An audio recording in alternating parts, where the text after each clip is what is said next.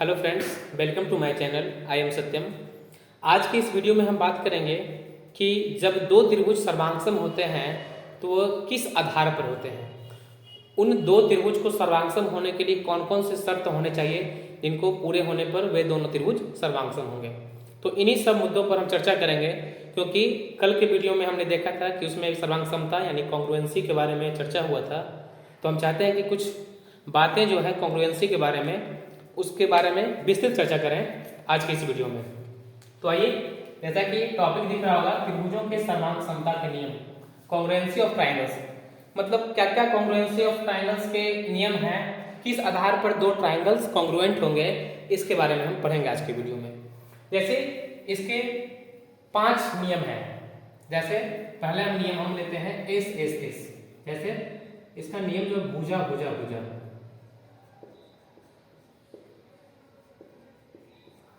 Short में इसे S S S, S for side side side वीक कहते हैं, यानी भुजा भुजा सर्वांग समता,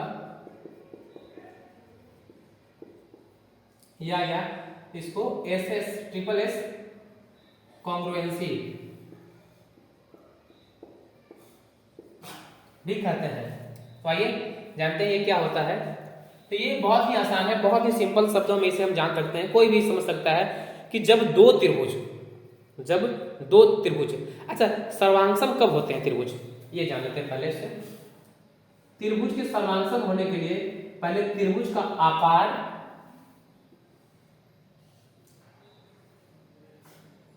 एकदम सेम होना चाहिए। इस तरह का आकार होना चाहिए कि अगर इस त्रिभुज को इस त्रिभुज के ऊपर रख दिया जाए तो पता न चले कि दो त्रिभुज हैं, यानी दोनों एक दूसरे को ढक सके, यानी परस्पर एक दूसरे को ढक सके, है ना। तभी इसी कंडीशन में दो त्रिभुज सर्वांगसम हो जाएंगे। जैसा कि हमने कल के वीडियो में बताया था कि सर्वांगसम का अर्थ होता है, सर्वांगसम का अर्थ होता है सर्व जोड़ अंग जोड़ सम। सर्व का मतलब सभी, अंग मतलब यहाँ लेते हैं भुजा में साइड यानी भुजा और कोण, और सम मतलब होता है बराबर, है ना। यानी इसका सभी भुजा और सभी कोण बराबर हो तभी वो त्रिभुज होता है सर्वांगसम। और वो किस आधार पर सभी भुजा और सभी कोण बराबर होंगे वो हम इस वीडियो में देखेंगे। तो आइए, पहला नियम है एस एस एस, भुजा भुजा भुजा सर्वांग समता। इसमें क्या होता है, ये अगर हम दो त्रिभुज लेते हैं, त्रिभुज ए बी सी और पी क्यू आर, ये दो त्रिभुज एस एस एस के आधार पर किस तरह सर्वांगसम होंगे वो देखेंगे। कि जब इस त्रिभुज की संगत भुजा, जैसे AB की संगत भुजा PQ, BC की संगत भुजा QR और AC की संगत भुजा PR, जब ये तीनों बराबर हो, एक दूसरे को ढक ले एक दूसरे के ऊपर में, तब इस शर्त पे ये दोनों त्रिभुज सर्वांगसम होंगे, दोनों त्रिभुज कॉन्ग्रुएंट होंगे। तो अगर त्रिभुज में ये ABC और PQR दोनों त्रिभुज में यदि AB बराबर PQ, BC बराबर QR और तथा AC बराबर PR हो, यानी दोनों त्रिभुज के तीनों संगत भुजाएं बराबर हो, तो इस शर्त पर हम कह सकते हैं कि त्रिभुज जो दोनों हैं वो सर्वांगसम है। यानी त्रिभुज ABC सर्वांगसम होंगे त्रिभुज PQR। सर्वांगसम का चित्र, ये जो सिंबल है वो सर्वांगसम का है। सर्वांगसम जब त्रिभुज होते हैं तो सर्वांगसम को हम संकेत में ऐसे लिखते हैं, बराबर के ऊपर चिड़िया वाला देते हैं, ये सर्वांगसम का चिन्ह है। तो ये दोनों त्रिभुज सर्वांगसम होंगे किस आधार पर, भुजा भुजा और भुजा के आधार पर, यानी दोनों त्रिभुज के भुजा बराबर है, इसलिए दोनों त्रिभुज क्या होंगे, सर्वांगसम होंगे एस एस एस कॉन्ग्रुएंसी के आधार पर। चलिए, दूसरी कॉन्ग्रुएंसी है एस ए एस, यानी एस फॉर साइड मतलब भुजा, ए फॉर एंगल और एस फॉर साइड, यानी भुजा कोण भुजा, है ना।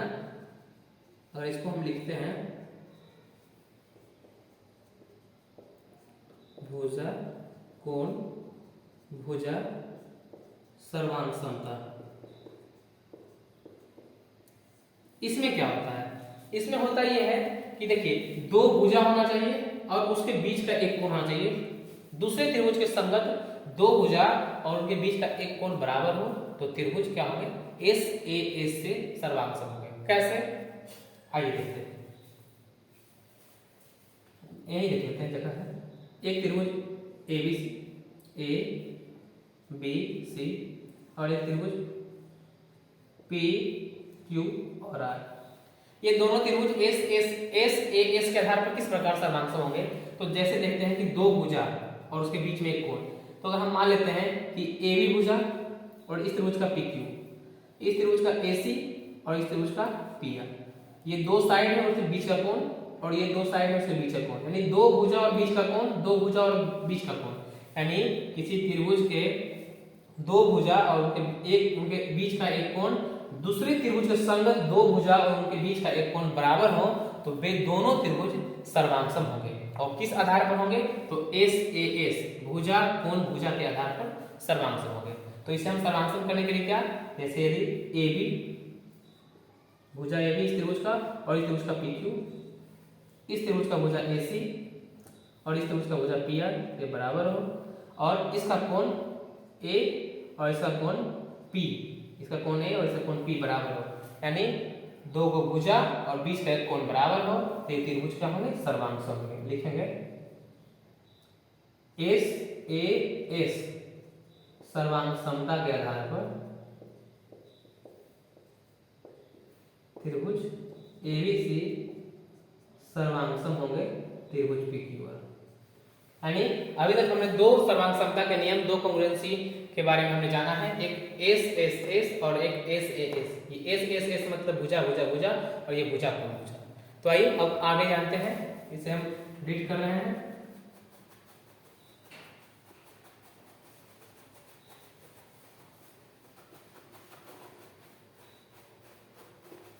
अब बारी आती है A A S. A A S, A for angle यानी कोण, कोण भुजा सर्वांगसमता, इसको कॉन्ग्रुएंसी बोलते हैं। कॉन्ग्रुएंसी ये क्या होती है? तो भाई दो त्रिभुज हम लेते हैं, ये सेम शेप और सेम साइज का होना चाहिए, तभी वो दोनों कॉन्ग्रुएंट होंगे। तो ये दोनों त्रिभुज ले लिए, ये एबीसी मान लिए इसको और ये पीक्यूआर।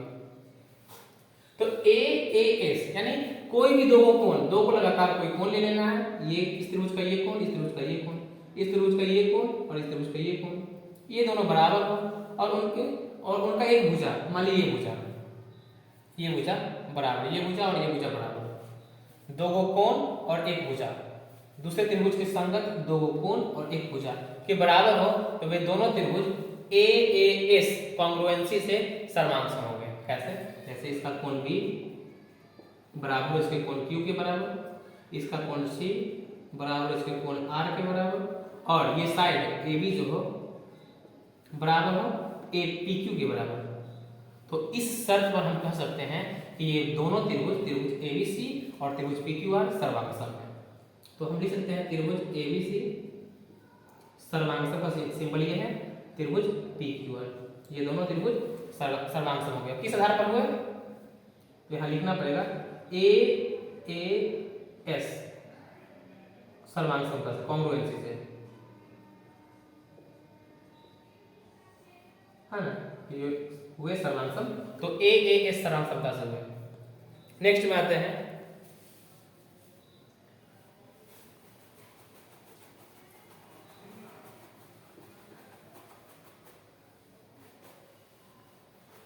अगर आप नहीं देख पाए हो तो वीडियो को पीछे करके भी देख सकते हैं, वीडियो अधिक लंबा ना हो इसके लिए हमने इसे जल्दबाजी में मिटा दिया।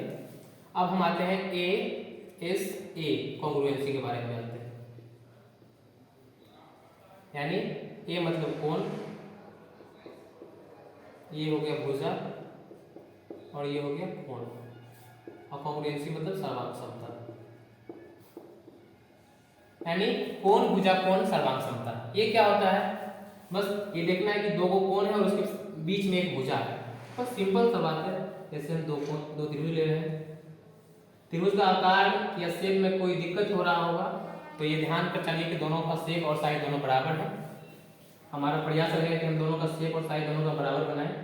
फिर भी अगर कोई भूल चूक होती है तो आप ये मान के चलिए कि दोनों का शेप और साइज बराबर है। इसे मान लेते हैं ABC और इसे मान लेते हैं PQR। ये दोनों त्रिभुज हैं। अब कहना यह है कि दो त्रिभुज में यदि दोनों त्रिभुज में एक त्रिभुज का एक कोण और उनके बीच दो कोण और उसके बीच का भुजा, दूसरे त्रिभुज के दो कोण और उसके बीच का भुजा के बराबर हो तो वे दोनों त्रिभुज सर्वांगसम होंगे। किस आधार पर होंगे? तो ये ASA कोण भुजा कोण है ना। कोण को शॉर्ट में को बोलते हैं, भुजा को भू और कोण को को, यानी इसको कोभु को भी कहीं कहीं बोलते हैं, कोभु को बोलते हैं है ना। तो कोण भुजा और कोण के आधार पर ये दोनों त्रिभुज क्या होंगे? सर्वांगसम होंगे। तो आइए इसे हम लिख लेते हैं। इस त्रिभुज का कोण भी, यानी इसमें आते हैं त्रिभुज ABC एवं त्रिभुज PQR में आते हैं। क्या करते हैं कि इसमें कोण B जो है इसमें कोण Q के बराबर है, इसका कोण C जो है इसका कोण R के बराबर है, और ये दोनों कोण के बीच की भुजा, ये दोनों कोण के बीच की भुजा बराबर हो, यानी इस दोनों कोण के बीच की भुजा BC और ये दोनों कोण के बीच की QR। अगर इस आधार पर ये दोनों बराबर हो, संगत कोण और भुजा बराबर हो, तो ये दोनों त्रिभुज अवश्य ही सर्वांगसम होंगे। और होंगे तो किस आधार पर होंगे? तो ये इस आधार पर होंगे कि दो कोण और बीच की एक भुजा बराबर हो, यानी अतः ASA कॉन्ग्रुएंसी यानी सर्वांगसमता भी बोल सकते हैं, कोई दिक्कत नहीं। त्रिभुज ABC सर्वांगसम त्रिभुज PQ, इस तरह हम कर सकते हैं। अब बात आई एक लास्ट, हमने अभी तक 4 सर्वांगसमता के नियम के बारे में पढ़ चुके हैं। पहला SSS यानी भुजा भुजा भुजा, दूसरा था SAS, तीसरा था AAS और चौथा है ASA। और लास्ट सर्वांगसमता का जो नियम है वो है RHS।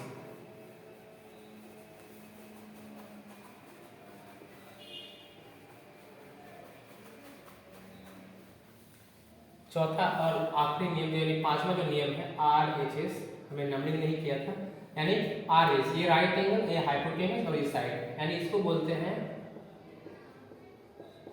समकोण कर्ण और भुजा है ना। ये सर्वांगसमता का नियम RHS। इसके आधार पर क्या होता है? तो ये सर्वांगसमता के नियम लगते हैं समकोण त्रिभुज में, यानी राइट एंगल ट्राइंगल में लगते हैं। कैसे लगते हैं देखते हैं। यदि राइट एंगल ट्राइंगल का दो ट्राइंगल लेते हैं, सेम शेप और सेम साइज का,